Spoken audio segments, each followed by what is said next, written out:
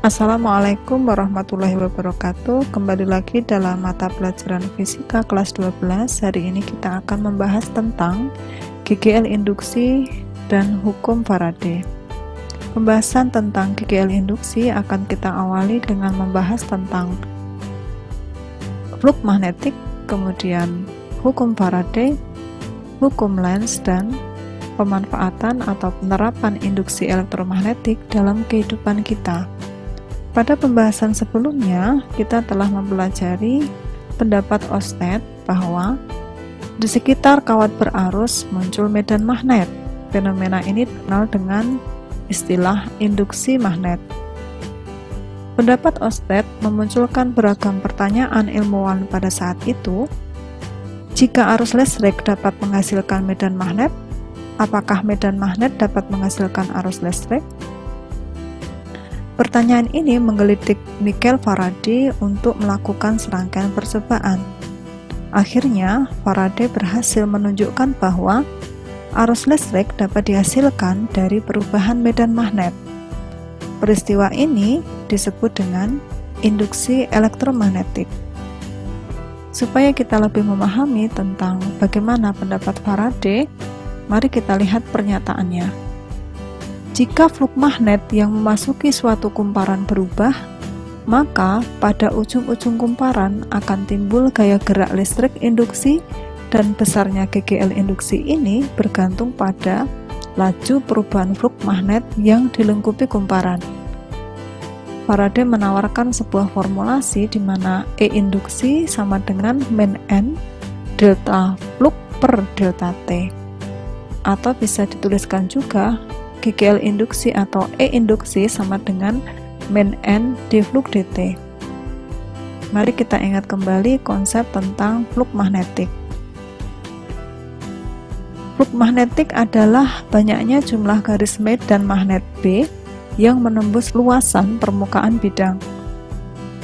Flux magnetik dituliskan dengan persamaan C sama dengan B dot A, di mana C adalah flux magnetik, B induksi magnetik dengan satuan Tesla, A luas penampang bidang dengan satuan meter persegi, dan theta adalah sudut yang dibentuk antara B dengan garis normal. Apabila medan magnet itu masuk tegak lurus menembus bidang seperti dalam ilustrasi gambar berikut ya. Warna panah biru menyatakan medan magnet, sementara yang merah adalah garis normal. Karena B dan N adalah sejajar, maka sudut yang dibentuk oleh B dan L adalah 0 derajat. C sama dengan B dot A. B dot A itu sama dengan B kali A kosinus theta. Dalam hal ini, karena sudut antara B dan N adalah 0, maka C sama dengan BA kosinus. Kita tahu bahwa kosinus 0 sama dengan 1, sehingga flux magnet yang dialami oleh medan magnet yang menembus bidang secara tegak lurus besarnya adalah C sama dengan B kali A. Adapun untuk medan magnet yang membentuk sudut tertentu ketika menembus bidang seperti ilustrasi gambar berikut ya, maka besarnya flux magnet yang dialami adalah B kali A kali kosinus theta. Theta adalah sudut antara normal bidang dengan kuat medan magnet.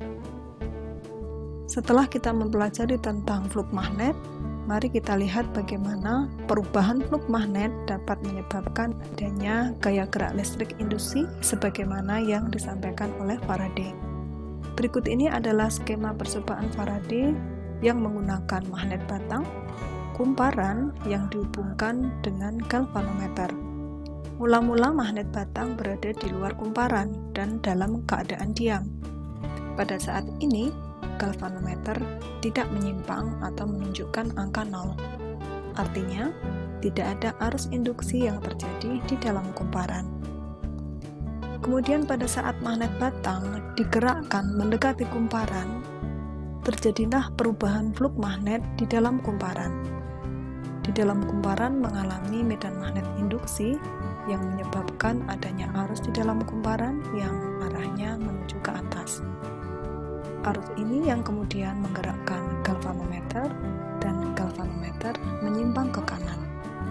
Hal ini menunjukkan bahwa terjadi arus induksi dan GGL induksi di sini. Pada saat magnet batang digerakkan keluar menjauhi kumparan, terjadi pengurangan flux magnet di dalam kumparan. Perubahan flux magnet ini mengakibatkan adanya arus di dalam kumparan yang mengarah ke bawah. Hal ini kemudian menggerakkan jarum galvanometer sehingga jarum galvanometer menyimpang ke kiri. Dari apa yang dilakukan Faraday ini, kita bisa mengetahui bahwa terjadinya arus induksi yang memunculkan GGL induksi karena adanya perubahan flux magnet. Perubahan flux magnet terjadi jika magnet digerakkan memasuki kumparan atau digerakkan menjauhi kumparan. Adapun pada saat magnet berada di luar kumparan atau di dalam kumparan dan dia tidak melakukan gerakan, maka perubahan flux tidak terjadi, sehingga jarum galvanometer tetap menunjukkan angka 0. Arah arus induksi dalam kumparan dinyatakan oleh Heinrich Friedrich Emil Lenz dengan hukum Lenz, yaitu arus induksi dalam kumparan sedemikian rupa sehingga medan magnet yang ditimbulkannya berlawanan arah dengan medan magnet yang menimbulkan arus induksi tersebut. Pada bagian sebelumnya kita sudah melihat bagaimana perbedaan arah jarum galvanometer ketika magnet dimasukkan dan dikeluarkan. Berikutnya mari kita mencoba untuk menurunkan persamaan GGL induksi akibat perubahan luasan. Cermati gambar berikut. Di sini ada kawat berbentuk U yang berada dalam medan magnet homogen yang arahnya silang, artinya masuk ke bidang. Kemudian kawat penghantar PG ini bisa digerakkan secara bebas ke kiri dan ke kanan. Jika kawat PG yang panjangnya L digerakkan ke kanan dengan laju V, maka akan semakin banyak garis medan magnet yang dilingkupi oleh PGRS. Jika semula posisi P ada di sebelah kiri ini, maka luasannya adalah ini. Sementara kalau dia digeser ke kanan, maka luasannya bertambah besar, sehingga semakin banyak garis medan yang dilingkupi oleh kumparan PGRS. Adanya perubahan garis medan atau perubahan luasan yang terjadi di sini memunculkan GGL pada rangkaian ini. Nah, besarnya GGL bisa kita tentukan dengan hukum Faraday, E sama dengan min N d flux dt, dengan d flux atau flux adalah B dot A, sehingga persamaan ini bisa kita tuliskan E induksi sama dengan min N dB kali A per dt. Kemudian bisa kita tuliskan kembali E induksi sama dengan min N B dA per dt. Karena pada hakikatnya di sini yang berubah adalah perubahan luasannya. Perubahan luas yang terjadi adalah panjang kali lebar, yaitu L kali dengan dx. Sehingga persamaannya bisa kita tuliskan menjadi GGL induksi sama dengan min N BL dx dt. Sementara dx dt kita ketahui sama dengan V, sehingga persamaannya menjadi GGL induksi sama dengan min N B kali L kali V. GGL akibat perubahan luas ini apabila B menembus bidang dengan sudut tertentu, maka besarnya GGL induksi sama dengan E sama dengan BLV sin theta. Di sini N tidak muncul karena kumparan atau kawat U ini hanya satu. Sementara seperti tadi kalau kumparan memotong tegak lurus bidang, maka sinus theta sama dengan 1, sehingga GGL induksinya sama dengan B kali L kali V. Dengan E GGL induksi, B induksi magnet, kemudian V kecepatan gerak batang konduktor dalam satuan meter per sekon, dan theta adalah sudut yang dibentuk antara B dan V. Mari kita lihat dalam soal berikut. Sebuah kumparan memiliki 100 lilitan dalam waktu 0,01 sekon menimbulkan perubahan flux magnetik sebesar 10⁻⁴ Weber. Hitung gaya gerak listrik induksi pada ujung-ujung kumparan. Dari persoalan ini kita bisa mengetahui bahwa N jumlah lilitan adalah 100 lilitan, kemudian dt perubahan waktunya 0,01, kemudian perubahan flux magnetiknya sama dengan 10⁻⁴ Weber. Yang ditanyakan adalah E atau GGL induksi.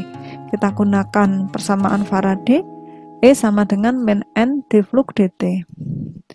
Dengan memasukkan nilai N 100, kemudian d flux 10⁻⁴, dt-nya 0,01, maka diperoleh harga E sama dengan min 1 volt. Berikutnya, misalkan ada batang konduktor AB yang panjangnya 40 cm berputar dengan frekuensi 4 Hz di dalam medan magnet 0,3 Tesla. Tentukan GGL induksi yang terjadi pada batang. Di sini yang diketahui adalah panjang batang adalah 40 cm jadikan meter, 0,4 meter, frekuensinya 4 Hz, kemudian kuat medannya 0,3 Tesla, dan yang ditanyakan adalah GGL induksi. Kita gunakan persamaan Faraday, E sama dengan min N d flux dt atau min N B kali A per T. T di sini karena berupa lingkaran, satu kali keliling lingkaran, waktunya disebut periode, maka di sini diganti dengan T besar. Kita tahu bahwa seperti sama dengan F, sehingga persamaannya bisa kita tuliskan E sama dengan min N kali B kali A kali F. Karena luasan ini berupa lingkaran, maka kita harus mencari luas lingkarannya terlebih dahulu, yaitu A sama dengan PR kuadrat. Dalam hal ini R kuadrat adalah L kuadrat, sehingga persamaannya bisa kita tuliskan E sama dengan min N kali B kali P kali L kuadrat kali F. Berikutnya kita masukkan nilainya. N-nya 1, B-nya 0,3, kemudian Pi, L-nya 0,4 dikuadratkan dikalikan dengan 4 Hz. Kita hitung ini 0,3 Pi dikalikan 0,14 dikalikan 4, yaitu 0,64. Hasilnya adalah E sama dengan min 0,192 Pi volt. Berikutnya, kawat panjang 50 cm digerakkan tegak lurus sepanjang kawat AB. Memotong medan magnetik serba sama 0,002 Tesla seperti pada gambar. Tentukan besar dan arah arus induksi pada kawat PQ dan besar dan arah gaya magnet atau gaya Lorentz pada penghantar PQ. Dari gambar ini bisa kita ketahui bahwa L itu adalah 50 cm jadikan meter 0,5 meter, kemudian B-nya 0,02 Tesla, kemudian V di sini 2 meter per sekon, dan R atau hambatan adalah 0,04 ohm. Yang ditanyakan yang pertama adalah arus induksi, yang kedua adalah gaya Lorentz atau gaya magnet pada penghantar PQ. I sama dengan E per R. Jadi kita harus mencari E-nya terlebih dahulu. Ya. E sama dengan BLV sin theta.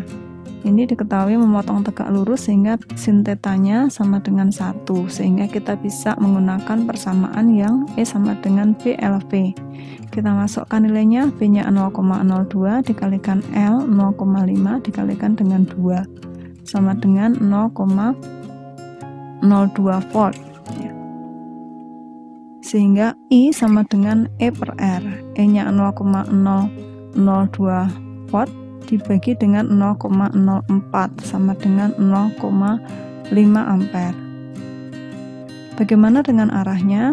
Arah I bisa kita lakukan dengan aturan tangan kanan. Arah ibu jari menunjukkan arah arus, arah B menunjukkan arah kuat medan, dan arah F adalah telapak tangan. Adapun untuk V, ya, V ini adalah arah punggung tangan, selalu berbalikan dengan arah F. Coba kamu masukkan arah B masuk ke dalam, kemudian V-nya punggung tangannya ke kanan, maka akan muncul gaya Lorentz yang arahnya ke kiri dan arah arusnya ke atas. Oke. Berikutnya kita cari besarnya gaya Lorentz, yaitu BIL sin theta. Karena sin theta sama dengan 1, maka tinggal B kali I kali L. B-nya 0,02 dikalikan 0,5 dikalikan dengan 0,5 ampere. Hasilnya adalah 0,05 Newton, di mana arah gaya adalah ke kiri. Latihan soal berikutnya, sebuah magnet batang digerakkan mendekati kumparan yang terdiri dari 600 lilitan. Fluk magnet yang memotong kumparan bertambah dari 4 kali 10 pangkat min 5 menjadi 9 kali 10 pangkat min 5 Weber dalam selang waktu 0,015 sekon. Tentukan GGL induksi yang terjadi antara kedua ujung kumparan. Dari sini diketahui adalah N 600 lilitan. Kemudian perubahan fluk atau fluk yang pertama 4 kali 10 pangkat min 5, fluk yang kedua 9 kali 10 pangkat min 5 Weber. Adapun waktunya 0,015 sekon. Yang ditanyakan adalah GGL induksi. Kita cari dengan menggunakan persamaan Faraday, di mana GGL induksi sama dengan min N dc dt. Kita masukkan nilainya, perubahan fluknya dari 9 ke 4 berarti 5 ya. Jadi dituliskan min 6 kali 5 kali 10 pangkat min 5 dibagi 0,015. Ini 5 coret-coret ya. Yang di bawah tinggal 0,03. Kemudian kita sederhanakan lagi dengan yang 600. Di sini 0,01, di sini 2. Nih. Ya. Sehingga di sini adalah 200. Setelah itu kita hitung 200 dikalikan 10 pangkat min 5 dibagi 10 pangkat min 2. 10 pangkat min 5 dibagi 10 pangkat min 2 sama dengan 10 pangkat min 5 tambah 2, yaitu 10 pangkat min 3. Dikalikan 2 kali 10 pangkat 2 kali 10 pangkat 2, sehingga hasilnya 2 kali 10 pangkat min 1 volt. Berikutnya tentang penerapan GGL induksi. GGL induksi diterapkan dalam generator listrik. Konsepnya atau prinsipnya, kumparan yang diputar dalam medan magnet permanen mengakibatkan perubahan fluk magnet dan menimbulkan GGL induksi di antara ujung-ujung kumparan. Generator itu terdiri dari dua bagian, yaitu bagian yang berputar disebut rotor dan bagian yang tetap disebut dengan stator. Berikut adalah gambar generator AC. Generator AC terdiri dari stator, yaitu magnet ya. Di sini ada magnet dengan kutub utara dan kutub selatan, maka muncul medan magnet yang arahnya ke kanan. Kemudian di tengahnya ada kumparan yang dihubungkan dengan dua cincin geser. Nah, generator AC ini juga memanfaatkan fenomena induksi elektromagnetik yang terjadi secara terus-menerus dengan memutar sebuah kumparan di dalam medan magnet. Persamaannya adalah E induksi sama dengan min N d fluk dt. Kita tahu bahwa fluk adalah B kali A cosinus theta, sementara theta adalah omega T, sehingga fluknya sama dengan BA cosinus omega T. Kita masukkan dalam rumus, GGL sama dengan min N D A kali B cosinus omega T dibagi dt. Kemudian karena turunan D AB cosinus omega T per dt, ini AB nya kita keluarkan dari kurung. Kemudian cosinus omega T jika diturunkan hasilnya adalah min sin ya.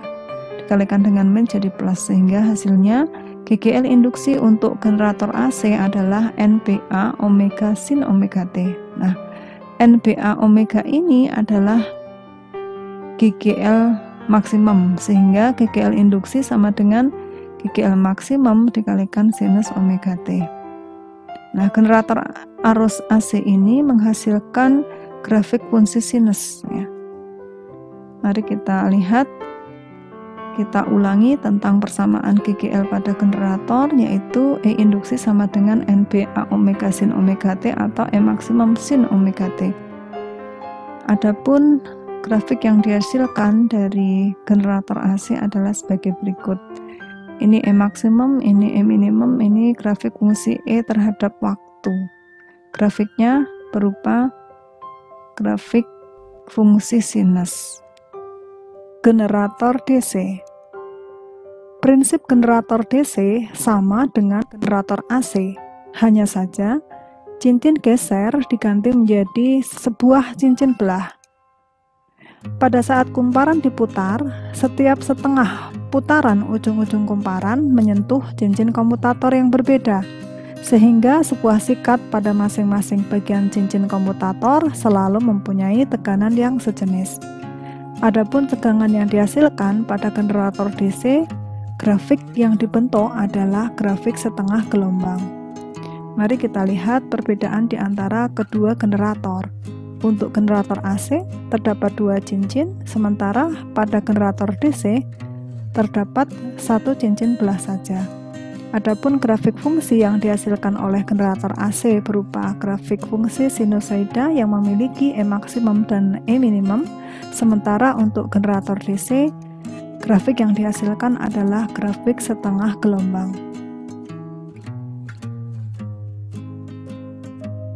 Berikutnya tentang induktansi. Kumparan yang dialiri arus bolak-balik akan menghasilkan medan magnet yang berubah besar dan arahnya. Perubahan medan magnet akan menimbulkan GGL pada kumparan. Besarnya GGL yang dihasilkan disebut GGL induksi diri, di mana GGL E sama dengan min L delta I per delta T. Untuk setelah waktu yang mendekati 0, persamaan ini bisa dituliskan E sama dengan min L dI dt, dengan E adalah gaya gerak listrik induksi diri, L adalah induksi dalam satuan Henry, dI adalah perubahan arus listrik dalam satuan ampere, dan dt adalah perubahan arus dalam satuan waktu. Latihan soal. Sebuah konduktor dengan induktansi diri 0,2 Henry dialiri arus listrik yang besarnya bertambah menurut persamaan I sama dengan 2T pangkat 3 ditambah 2T min 2T plus 1 ampere. Tentukan GGL induksi yang timbul pada saat T sama dengan 1 sekon.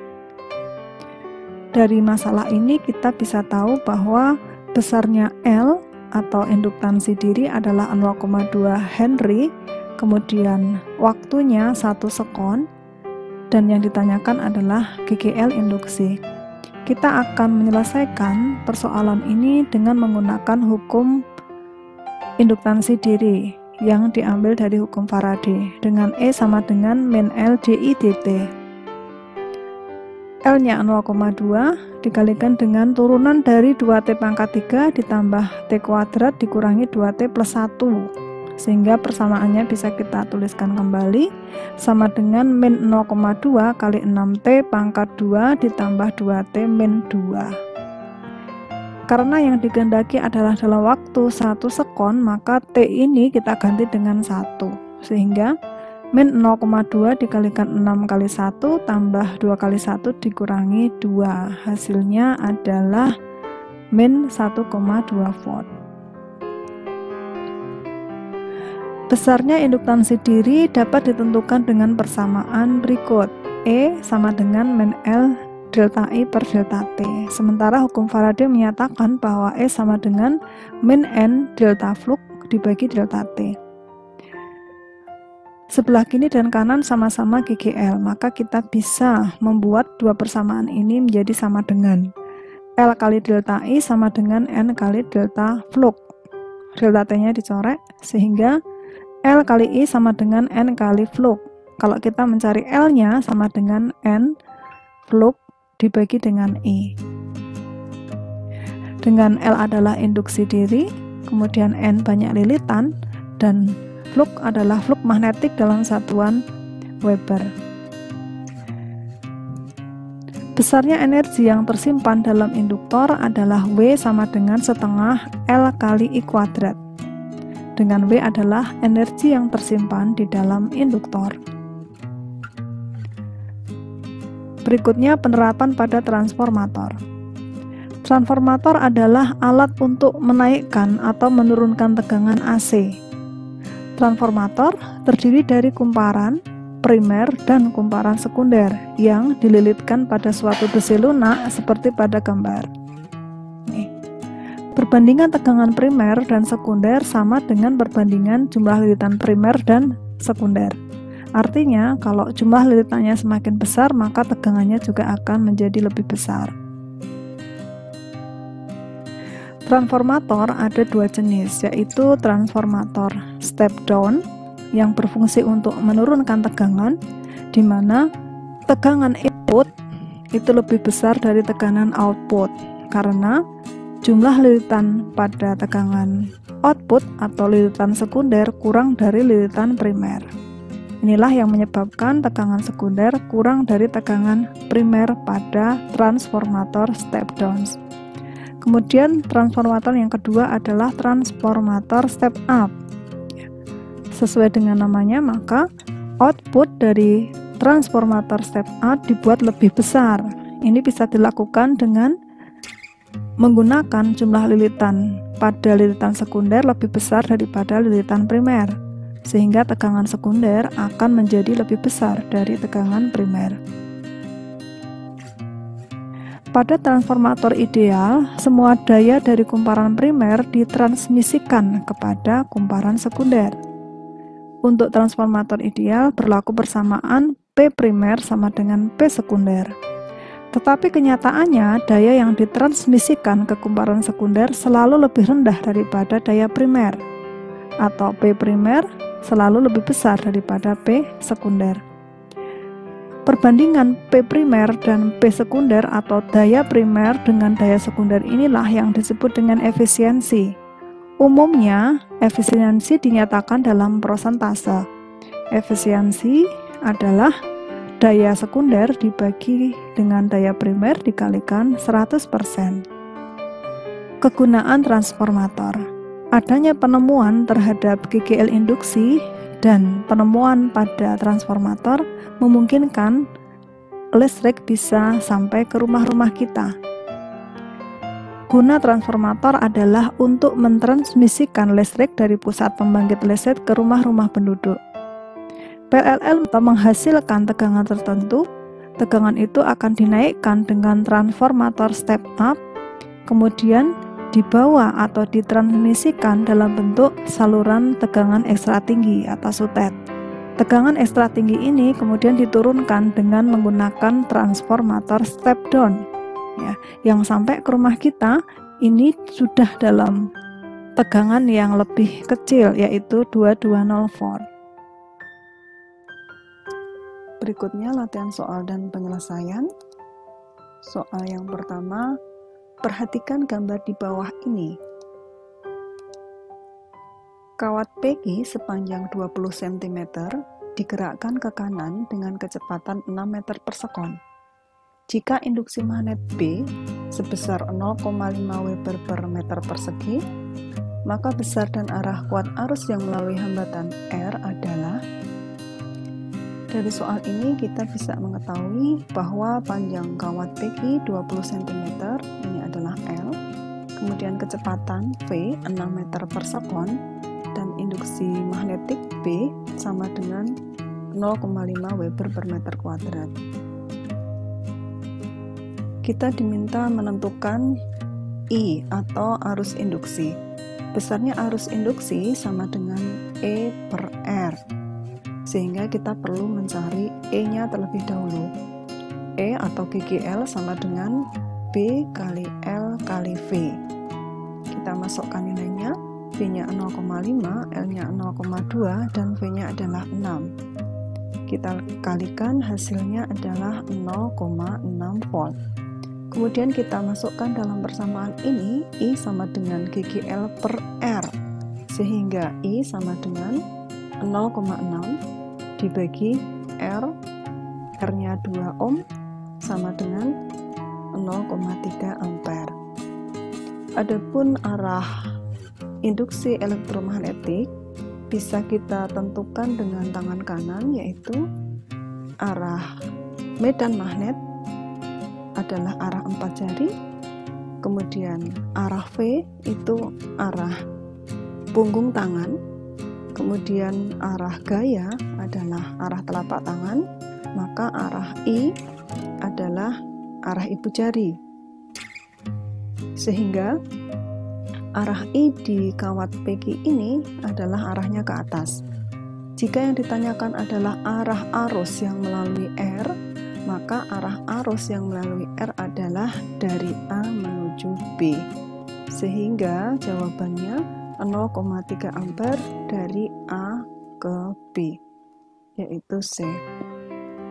Soal nomor 2. Suatu kumparan dengan induktansi 0,25 Henry dialiri arus yang berubah terhadap waktu menurut persamaan I sama dengan 8-6T² dalam satuan SI. GGL induksi yang terjadi sebesar 12 watt, maka akan terjadi pada saat T-nya berapa?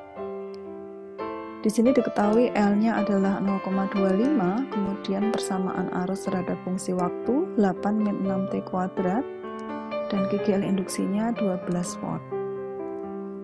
Kita tahu bahwa GGL sama dengan min L dI dt. Kita masukkan nilainya, min 0,25 dikalikan dI diturunkan terhadap T. 8-6T² turunannya adalah 8 itu. Turunannya 0, kemudian min 6T² diturunkan 2 kali 6, 12 kali T. Hasilnya E sama dengan min 0,25 dikalikan min 12T. Ini yang benar min ya. Min kali min jadi plus. 12 dibagi 4 sama dengan 3T. Sementara kita tahu bahwa E-nya nilainya 12 ya. 12 sama dengan 3T, sehingga T-nya adalah 12 bagi 3, yaitu 4 detik. Jawabannya adalah yang D. Yang ketiga, menaikkan GGL maksimum suatu generator AC agar menjadi 4 kali semula dapat dilakukan dengan cara kita ingat bahwa GGL maksimum itu adalah NBA kali omega. Kalau kita hendak menaikkan menjadi 4 kali semula adalah mengalihkan faktor ini hingga hasilnya menjadi 4. Kita lihat yang A. Jumlah lilitan dilipat gandakan dan periode putaran menjadi setengah kali semula. Di sini jumlah lilitan dilipat gandakan tidak jelas berapa jumlahnya, sehingga jangan memilih yang A karena hasilnya tidak pasti. Kemudian yang B, kecepatan sudut dan luas penambang kumparan dijadikan setengah kalinya. Kecepatan sudut itu omega, ini setengah, kemudian luas kumparan juga setengah, maka setengah kali setengah sama dengan 1/4. Keliru juga, bukan 4 kali. Kemudian yang C, induksi magnet dan jumlah lilitan dijadikan 2 kali semula. N-nya 2, kemudian B-nya juga 2, 2 kali 2 adalah 4, sehingga jawabannya adalah yang C. Kalian bisa cek untuk B, D, dan E ya. Kalau luas penampangnya dan periode putar dijadikan 2 kali semula, artinya A-nya 2, periode putar itu masuk di omega sini ya. Omega sama dengan 2Pi per T. T-nya ada di bawah tanda bagi, sehingga ini justru hasilnya 2 kali setengah, sepersetengah ya. 2 kali setengah ya, sehingga hasilnya hanya 1. Untuk yang E, luas penampang dan periode putar dijadikan setengah kali semula. Luas penampangnya 2, kemudian periode putarnya dijadikan setengah kali, berarti 1/2. 2 kali 2 4 ya. Sehingga di sini ada 2 jawaban ya sebenarnya, yaitu yang C dan yang E. Kemudian yang keempat, berikut ini bukan cara untuk menaikkan GGL induksi suatu generator. Nah, GGL induksi pada generator besarnya adalah E induksi sama dengan N kali B kali A omega sinus omega T. Kalau kita hendak menaikkan GGL induksi, maka menambah jumlah lilitan, memperbesar B, memperbesar A, dan memperbesar omega ya. Jadi untuk A kemudian B menambah kecepatan 1 juga benar, Kemudian menambah induksi magnet benar, menambah luas penampang juga benar. Ini semua adalah cara menaikkan GGL induksi. Tetapi kalau periode ya, omega itu sama dengan 2pi per T, sehingga kalau periodenya diperbesar, maka justru GGL induksinya akan menjadi lebih kecil. Kita jawab yang C. Berikutnya, lingkaran kawat terdiri atas 100 lilitan dengan hambatan 100 ohm.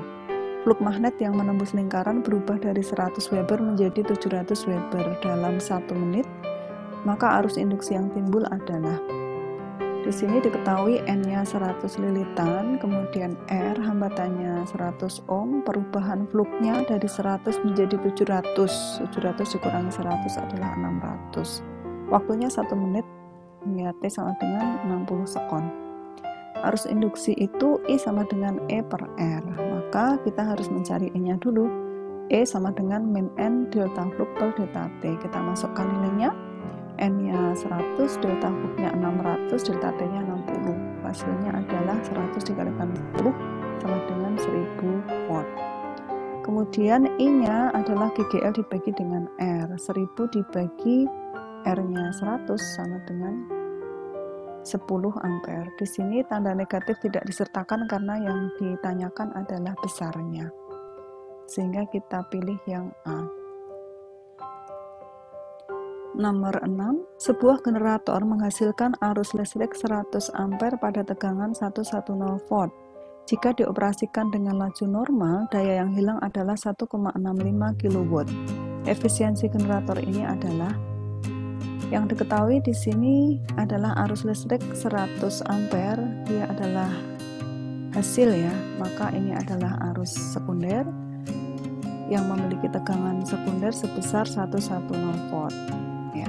Kemudian daya dinyatakan hilang 1,65 kW. Ya. Daya hilang artinya ada perubahan, ya, ada perubahan daya, di mana daya hilang itu adalah daya primer dikurangi daya sekunder, besarnya sekian, 1,65. Nah, efisiensi rumusnya adalah daya sekunder dibagi daya primer dikalikan 100%. Ya. Kita akan mencari besarnya daya sekunder terlebih dahulu.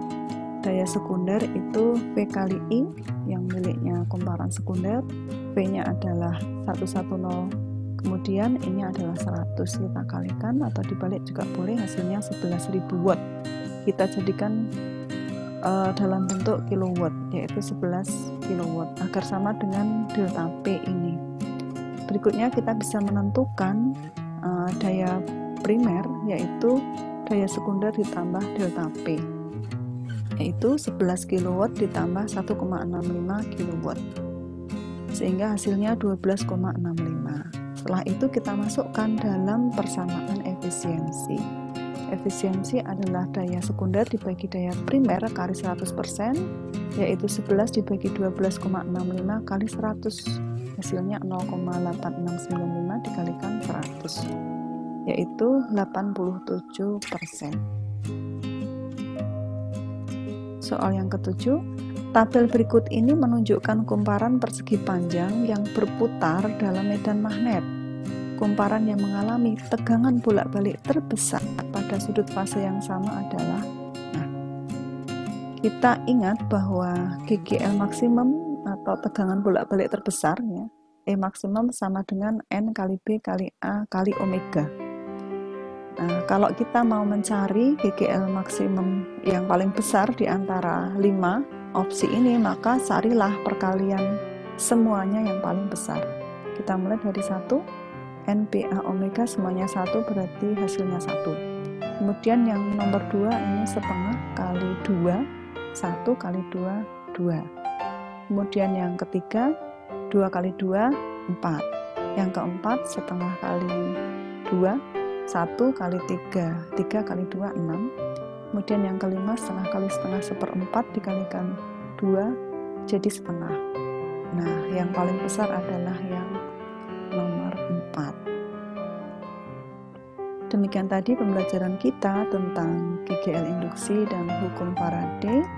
Mudah-mudahan bermanfaat dan menambah semangat bagi kalian untuk mempelajarinya. Sampai bertemu lagi dalam pembelajaran fisika berikutnya. Sekian, terima kasih. Wassalamualaikum warahmatullahi wabarakatuh.